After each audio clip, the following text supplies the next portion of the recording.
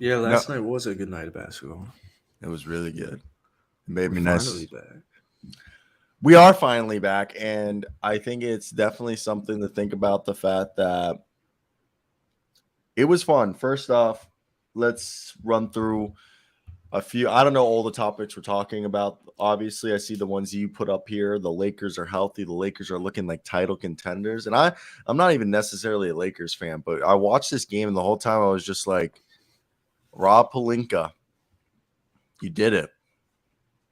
You did it. They No. did it. They did it. Like, They shot good from downtown. It was beautiful. dude, why am I so shiny? I just showered. Look at this. You can see my light in my cheek. Oh yeah. You see that? That's my light reflecting off of my cheek. Damn, dude, you got a good light. I need a good light. Dude, it's not even a good light. It's a $5 LED lamp from Walmart. By the way, I went to Target yesterday. Looked at Keurigs. They're $100. Yeah, why'd you? I told you not to buy a Keurig. I said buy the store brand Keurig. I didn't buy a Keurig. I didn't buy anything because it was $100. I told you go to Walmart and you can get one for $20. A Keurig or a coffee maker? A coffee maker that makes Keurig pods. Yeah, that's right. Yeah, that's the move. Yeah, No doubt about that. you sound like a bitch. Also, you see, I got that Beauchamp picture framed. Oh my god, you do nice. Yeah, Yeah. that's sweet. But all right, let's get right into. I guess we'll start off with the Lakers. We also have the Nuggets, the Raptors, James Harden. I also we want talk whatever. I don't know. I didn't know what the hell to put there. Is Swaggy coming on? I believe so. Or I believe so.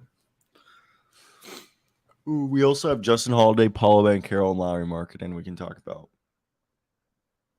First off, did you see the end of that Orlando Magic game? Nope. Wendell Carter Jr., buzzer beater, putback dunk. I did hear about that. Good for him. It was really good. And so let me go up here. Let's start off with the Lakers. First off, D'Angelo Russell sprained his ankle. He did sprain his ankle.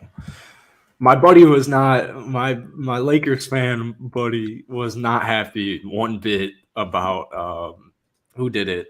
He's on my team. Who sprained his goddamn ankle, dude? D'Angelo Russell? Yeah. Oh, Dante DiVincenzo. Yeah, he wasn't too thrilled with Dante DiVincenzo. Oh.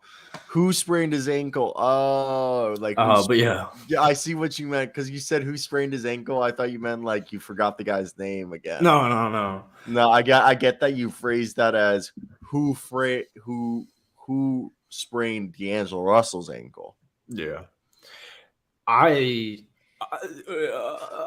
was a couple takeaways from this game last night. The Warriors suck, but the Warriors are bad, bro. The Warriors, like I know, like first off, let's not be rude. Let's not take away anything from this win because LeBron did say he's embarking on the most important 23 game stretch of his career. Yes, he is.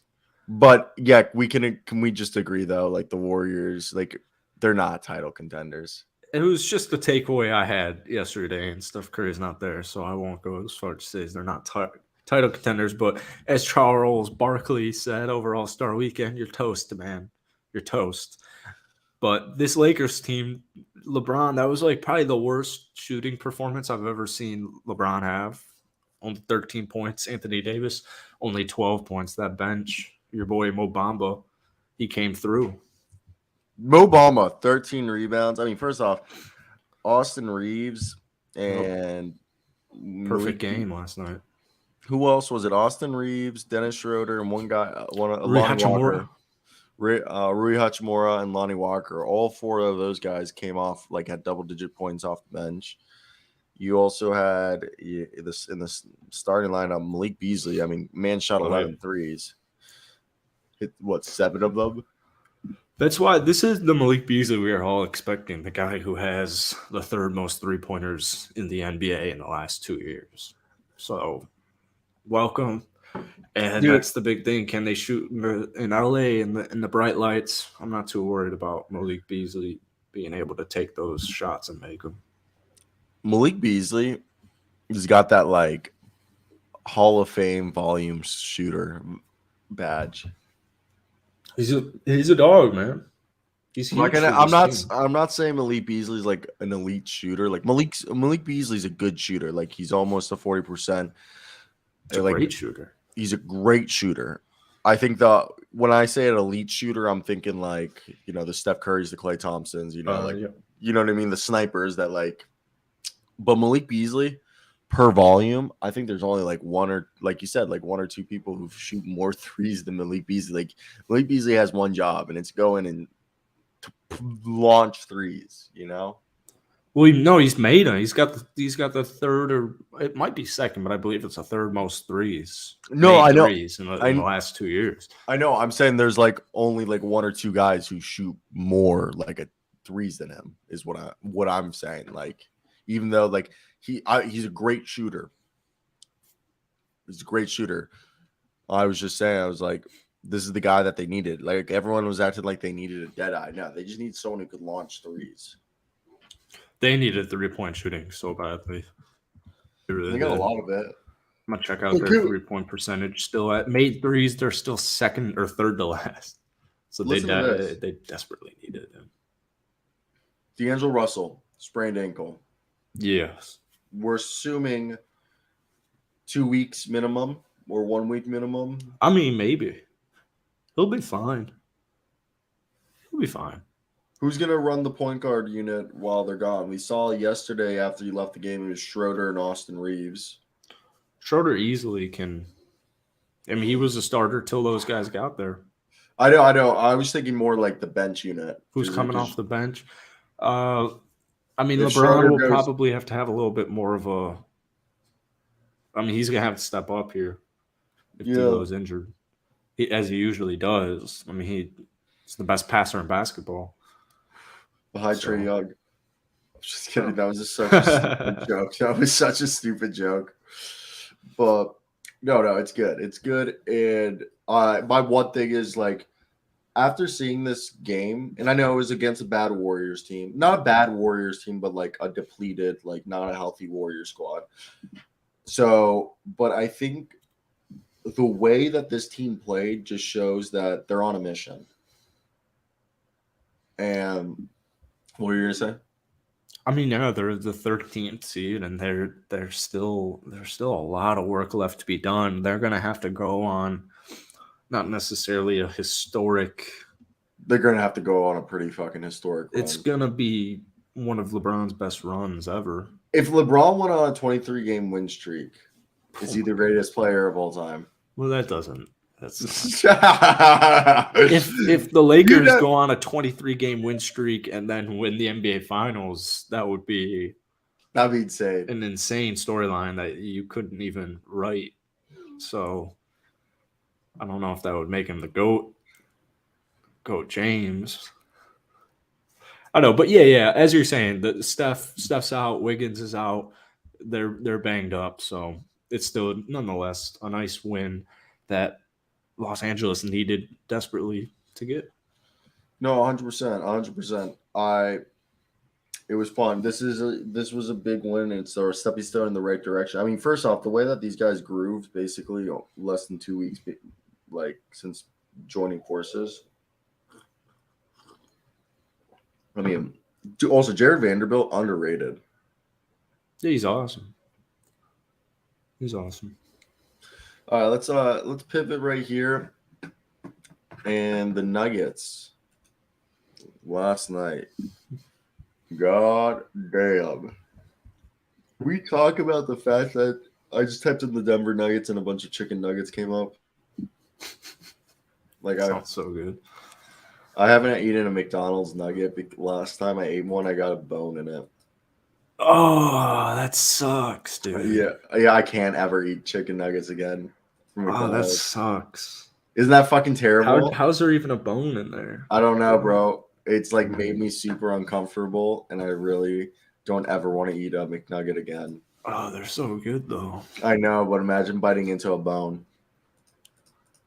I don't want to break my tooth. It's like my biggest fear, actually, is what you just said. Yeah, my girlfriend was with me. I just got up and threw the bag away, and I was like, I just can't tell you what happened because I was like, this is just gonna ruin. Keep this from you for the rest of our lives, so you don't have to be ruined with McNuggets. Yeah, literally, basically, man, basically, like she loves McNuggets. That's like her meal for McDonald's. Yeah, how can you not? Dude, that sucks for you. Yeah, dude. Like I think it's gonna be a few years before I eat McNuggets again. At least. It was a bone from what I saw. I mean, it could have been like a fingernail or something worse. Oh. I got, you know what I mean? Like I got out of there quick. I spit it out and I threw away my whole bag. I like my whole appetite. I don't think I ate for the rest of the day. Like I was good, bro. It took so yeah, no. All right. The Denver Nuggets. Are you ready to admit that they're the best team in basketball? Right now, yes. Wow. Sure. Right now. Right now. And they're looking pretty good. I mean, KD's about to come back. Pretty good. They're looking pretty good for a finals run. We'll see how the season ends. I'm putting money on it right now. Jokic wins his third MVP. Man, it's such crazy. Isn't he at a triple double now? Like officially, he's averaging a triple double now, right? Let's see. I had a nice little triple double last night. There was no Aaron Gordon either. He is averaging a triple double. Yeah, he's 28, and he just turned 28 5 days ago. He turned 28. What is this, year 8? Season 8 or season 7? Not a great math guy. Year 8. Year 8. That's what I thought because I knew Time he. flies. Jeez. Yeah, crazy to think about that he's 28 already. Yeah.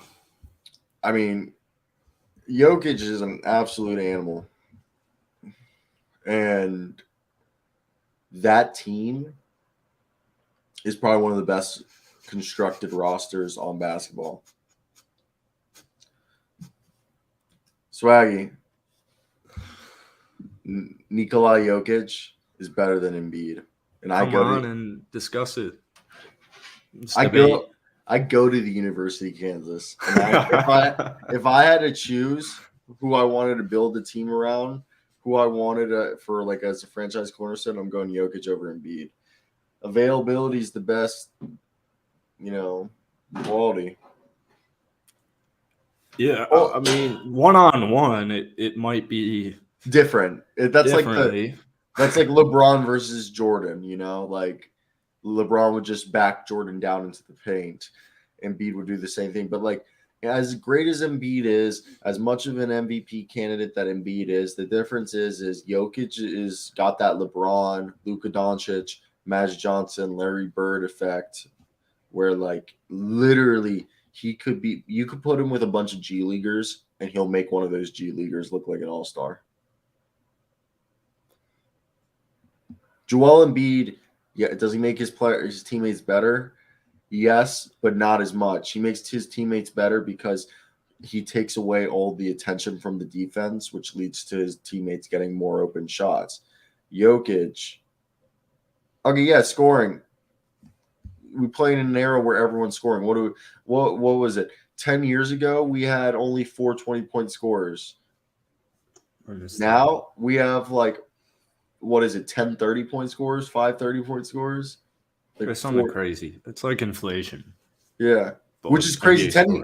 In 2012, we only had like 4 or 5 20-point scorers. In 2004, we had 30 20-point scorers or some shit like that. Me and Luke looked at that and we were like going super nerdy on NBA stats. Allen Iverson, man. Change the game. I would take Joel Embiid in a one-on-one, but I'll take Nikola Jokic to build around. What do the Denver Nuggets need to do to cement themselves as a threat going into the playoffs these last 20 games? Well, I think health is about all they can do, and they're going to have to figure out some way to protect the rim when it matters the most. But I still, and I'll clip this out, I still don't think it's their year. I don't. I really don't. Embiid went off on Jokic. What was that? Christmas Day. Yeah, that game was nuts. Also, And Embiid exposed Jokic's defense desperately, and people like to just forget about it. Stuff like that. but people And act like. I've said it all goddamn year, and you've made fun of me along But with yeah, every other people person. act like Jokic's defense is Duncan Robinson. No, I'm just saying he's a liability on defense when you go up against a team that is schemed up and ready to attack him, just like the Yeah, but I think Golden State Warriors. I don't know if the Golden State Warriors are schemed up. I was gonna say more of a team like maybe the Memphis Grizzlies have a good. If Steven Adams and Jaren Jackson Jr. and Santi Aldama, they've got a few guys they can deploy there. I think the Lakers with Anthony Davis, you got somebody who can be deployed against. I think there are certain teams that match up well against the Denver Nuggets, but the Denver Nuggets are so deep that they have like all these different looks. Like if they need to go super defensive, they can run like an Aaron Gordon, Bruce Brown, Contavious. KCP, those are two huge, great players, and that could be the difference. Let's play a quick game. All right. You want to play a game? I don't think I have a choice. Let's play a game. All right. Okay. Who's the number one seed? Could you realistically see the Chicago or the Toronto Raptors, or maybe the Toronto's not a great Toronto, Washington, or Chicago? Could you see them beating? No, you know what? Could you see who's the 13th seed in the East? All right, let's use the Bulls. Could you see the Chicago Bulls beating the Boston Celtics in the first round of the playoffs? No. Is that plausible? It's not plausible, right? It's not going to happen. It won't happen. It will never happen. Could you see the Los Angeles Lakers beating the Denver Nuggets in the first round of the playoffs? Would you be shocked? I will. Because the answer is no. but like the Lakers are a way better team than the Bulls right now. I know, and that's why it's kind of like tough, the 13th seed in the West is like the 5th seed in the East, man. Yeah. I really want to see Denver make it to the finals. I wouldn't be upset if they won the finals. I think we're also not talking about the fact that Michael Porter Jr. is on a tear. Michael Porter Jr. is all like these not guys even are huge for him. Not even offensively. Like Michael Porter Jr. is like playing great defense over the last month. It's a phenomenal point. When he's hustling, this year he's done a great job of it. And it's not like it's Duncan Robinson, as people like to kind of assume it is. So, yeah, you're right. I think his basketball IQ has greatly improved on the defensive side, and it's translating this year. Yeah, and he's learning how to play with less touches. Yeah. All right, so first off, you know what's another reason why you should move to Miami or at least Boca Raton? Guess who's Guess who's coming to Inter Miami? Guess who's coming to the MLS this summer? Lionel Messi. Major League Soccer? Oh. Yeah, so Messi, they're right now, from what I've been following over the last 6 months, it's becoming more and more likely Messi is going to sign with David Beckham's MLS squad at Inter Miami, and they're going to give him ownership equity. And part of the reason why he wants to do this is he's fed up with PSG. Barcelona can't afford him. And he basically can get paid a contract like just as much as PSG playing for in the MLS. And besides that, he would make the most money, probably as much money in 1 year that he's made in his entire career in endorsements in the United States. Oh, wow. So, but imagine, dude, if Lionel Messi comes to Inter Miami, we fucking season tickets, bro. I would love to go to an MLS game, regardless of. I'd love to go to more soccer games, but I don't think there's a. You tell me though, if Messi was playing at the Miami club, you wouldn't want to just go every fucking game. I'd want to go most weeks for sure. Yeah, dude, we'd find you a Latina wife. I would definitely go. I want to move there. What are you talking about? I don't need MLS. Isn't going to convince me, but I was already down. The LLS was the icing on the cake, my guy. I can't wait to become a Miami Heat fan. I just can't wait. You're not already? No, I get the Heat games are blacked out, so I can never actually watch. That's actually really sad. I have to go on Streamies to watch it, and it's a very big hassle. Gary Trent Jr. remained a Raptor, right? Yes. That's shocking. They got rid of nobody. OG's back. I didn't know OG was gonna come back this fast. He's back. They won with no Fred last night too. Which, I mean, Fred's on his way out. That seems to be the rumor. Would you pay Fred VanVleet $25 million if you're the Raptors? Nah. I doubt it. How long would the contract be?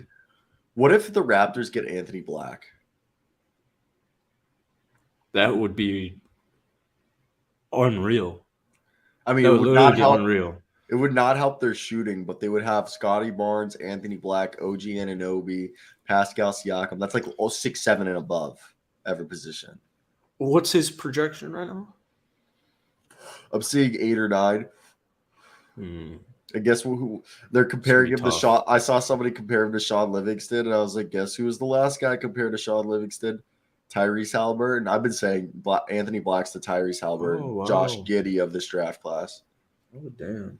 That would be money for him. Because, like, everybody's saying they're like, right now his ceiling's really good, but they're like, if he gets a 3-point shot, he might be like the third highest ceiling behind Scoot and Vic. Wow. Yeah. The Vic hype's going down, even though he's playing. So, I mean, if we want to finish this Raptors talk. Oh, yeah. I know, like I said, I don't have a set schedule of what to talk about today. It's kind of. The Raptors, I mean, I don't even know. I've said it before. I was like, if I'm the Raptors, I would just tank this season. Yeah, and I disagree. I know you disagree with it, but my argument is that you're already bad this year. A lot of players are under contract. Why not just, have one and get another high draft pick? Why not play Scotty Barnes 41 minutes a night? No, play Scotty Barnes 41 minutes a night. Sorry, but Siakam 38 minutes a night. Yeah, maybe let Siakam rest. OG 32 minutes in his return. That was awesome. I disagrry. I personally think the route here. I'm still on the argument that I think there's there's miscommunication between. I think Nick Nurse is a way better coach than people think he is, and I think the problem with this team is Masai Ujiri not providing Nick Nurse with the personnel.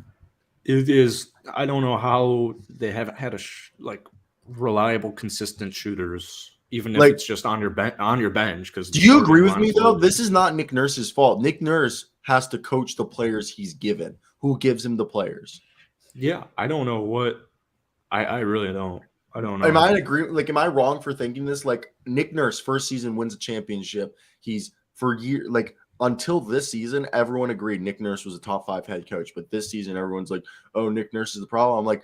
And they're like, he plays his players too many minutes. I'm like, well, he doesn't have any players. He has to play the best guys, to at least be in games. It's not again, as a coach, if you're a coach without front office power, I know one of the things they're talking about, Quinn Snyder in Atlanta, is that he's going to get front office power. They're supposedly going to make him head of basketball operations, or that's what they do in football all the time, and it works out for these smart guys. Yeah, for these smart guys. But OGs. I think Nick Nurse is Otto Porter, not healthy. I mean, you're giving him old bigs. Okay, not Otto would have been a great addition if he had not gotten desperately injured for the entire season. But the bench, man, you know what I mean? You've given him for what, 2-3 seasons now, a bench that's basically the first 3 guys off the bench are Thad Young, Chris Boucher, and Precious. And they're nice. There's just no shooters to help them out. Yeah, I outside of just feel like Gary.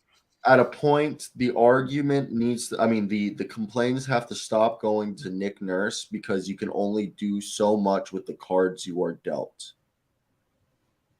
Yeah, man, they need, and they're going to target point guards. I would imagine guards in the draft and hopefully free agency. You know what? The Raptors would not surprise me as a team. Like if they're like the 13th or 14th, like very end of the lottery, they go out and get like Grady Dick, Jet Howard. Like they overdraft one of the shooters in the Maybe draft. like a Denzel Valentine situation. Was that what Denzel Valentine was a reach because he filled a position of need for the Bulls? Well, I think it was. I think most people kind of thought that Michigan State team was weird. I don't think any Bulls fan was excited about Denzel Valentine getting drafted. Denzel Washington. Dude, that passed by me. And then I was like, why did he correct himself? It was a horrible draft pick. But yeah, no, opinion. It's easy in retrospect. But I was gonna say maybe like a Chris Duarte. I think in retrospect, Chris Duarte might have been a reach for the Pacers because the Pacers were still trying to be a playoff team. So they drafted the oldest guy in the draft. Yeah, they drafted the oldest guy because he was like pro ready. He was like a really good 3-point shooter. And, he filled the position of need. So I could see the Raptors being a team that, like, if they're at 12, 13, they take, like, Jet Howard, Jordan Hawkins, Grady Dick, whoever's the best shooter available. Maybe they reach a little bit because they're like, we need this guy. Yeah, I'm a big advocate of that. In football, you can get around. You can more so draft positional, but I would always draft talent. Before we move to Michael Jordan, this is a good segue into the next topic, which you brought it up. The Vic hype has gone down. It really has. Wow. Oh my goodness. Yeah. I love how you said that, and I was looking at an article why the Victor Wembanyama race might not be widespread down the stretch. You're good. You got a good eye for that shit. Oh shit, Swaggy! Time, baby. Come on, let's go. Coming in a little loud. Swaggy with the cop mustache. You look like you should be like a state trooper. Dude, I love that, man. Who needs YouTube? Come on. So, Swaggy, right here. Do you think the Victor Wembanyama race is like before the season? It seemed like everyone was hyping it up, like everyone and their mother was going to be tanking the season. And John Hollinger wrote an article today that it doesn't. There's only like 4 teams trying to get Vic at this point. What is it? The Rockets, the Pistons, the Spurs, and I guess you would say them. I don't even think I would throw the Magic in there. Like really 3 teams that you would say are like actually tanking. What are your thoughts on this?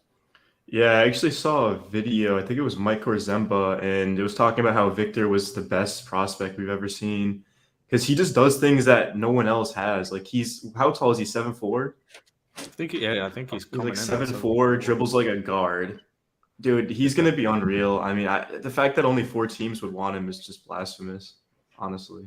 Yeah, I think Scoot's good, and I know he's like kind of like more modern NBA, but Vic, like, bro, if this dude goes to any team, I mean, they're selling out. It's simple. Yeah. He's that yeah. good. I don't know what it is. The reason I brought it up is because I've noticed it within the Rockets Twitter sphere is that they're like, I don't know if it's I think Şengün from Rocket fans gets overloved because it's like, oh yeah, we got to build the rest of our franchise for the next 10 years around Şengün. And people worry about the fit with Vic and Shen. So I don't know what it is. I would love Victor Wembanyama because it's such a high risk. The reward is so high. Vic's going to the Spurs. It's looking that could certainly happen. I mean, I don't think at the end of the day Vic will fall, but I'm just saying the NBA doesn't give the number 1 pick to tanking teams.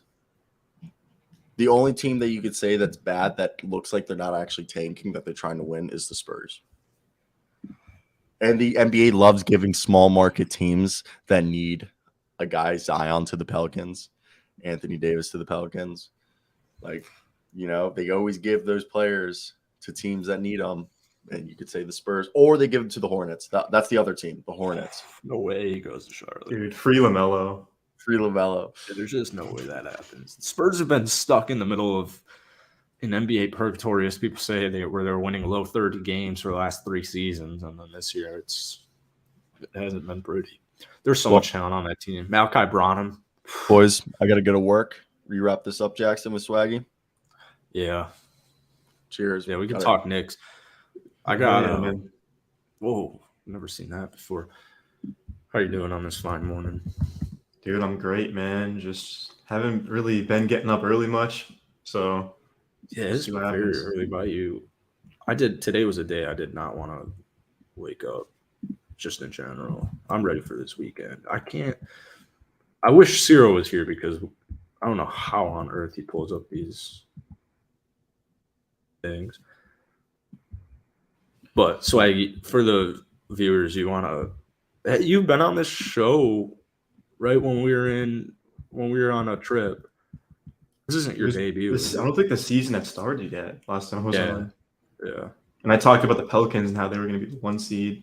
That's right. And they were until Zion and Ingram got injured, and everything fell apart. You're not wrong, right? And he said to zoom in. Oh, that's tonight, right? What? Nets Knicks? Yeah. I don't think so. This article's a little old. Oh, so this was the last time we played them?